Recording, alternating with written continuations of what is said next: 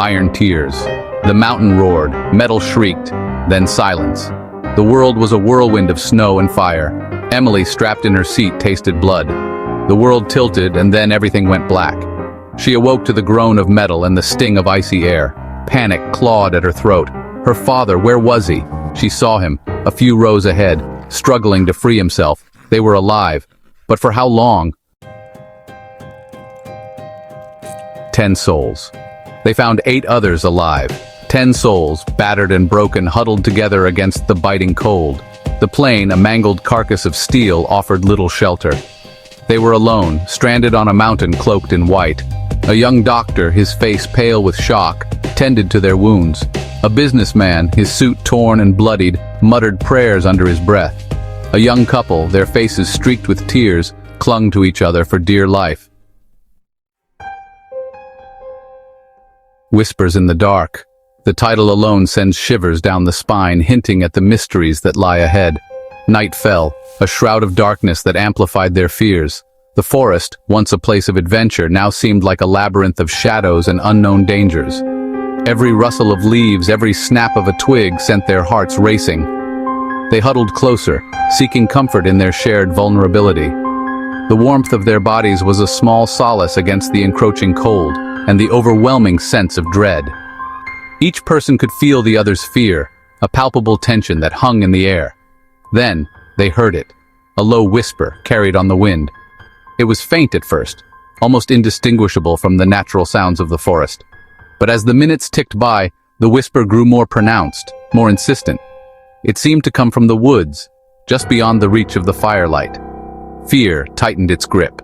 The fire, once a beacon of safety, now cast long, eerie shadows that danced menacingly around them. They strained their ears, trying to make out the words, but the whispers remained elusive. The whispers grew louder, weaving themselves into the fabric of the night. It was as if the forest itself was alive, speaking to them in a language they couldn't understand. The sound seemed to come from all directions, making it impossible to pinpoint its source. Words were indistinguishable, yet their intent was clear, a chilling promise of unseen eyes watching, waiting. The feeling of being observed was overwhelming, as if the darkness itself had eyes. They knew they were not alone, and that realization brought a new wave of terror. The night was no longer just dark, it was alive with malevolent intent. Vanishing shadows. In the heart of the forest, where the trees whispered secrets and the shadows danced with an eerie grace, a series of mysterious disappearances began to unfold. The forest, once a place of serene beauty, had turned into a realm of fear and uncertainty. The first to disappear was the businessman. He was a man of routine, always seen walking the same path every evening. But one night, he vanished without a trace, leaving behind only his empty suit and a briefcase. His disappearance sent shockwaves through the community, sparking rumors and fear. He vanished sometime during the night, leaving behind only the echo of his frantic prayers. The corridors he once walked echoed with a haunting silence, and the shadowy figure that was last seen with him became a symbol of the unknown terror lurking in the darkness. Then, the young couple went missing. They had come to the forest for a weekend getaway, seeking solace in nature. But their tent was found empty, their belongings scattered as if they had left in a hurry. The picnic area, once filled with laughter and joy, now stood as a silent witness to their sudden disappearance. Their absence, a gaping hole in their fragile circle, was a testament to the unseen terror that stalked them. Terror turned to paranoia. The remaining campers, once a close-knit group, now eyed each other with suspicion, their trust eroded by the fear of the unknown. The campsite, once a place of camaraderie, had become a battleground of nerves. Sleep became a luxury they could ill afford.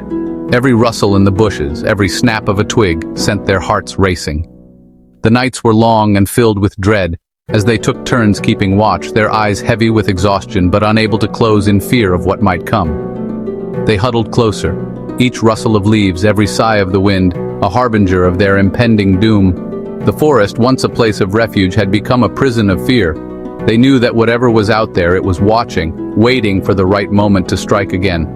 And so they clung to each other, their only comfort in the face of the vanishing shadows. Emily and Father Bennett, a man of quiet strength and unwavering faith, decided to search for answers. Armed with a makeshift torch and a prayer, they ventured into the heart of the whispering woods. Each step was fraught with danger, every shadow a potential threat. The whispers were louder now, swirling around them like a malevolent wind. The trees, twisted and gnarled, seemed to close in, their branches reaching out like skeletal fingers. Twisted reflections.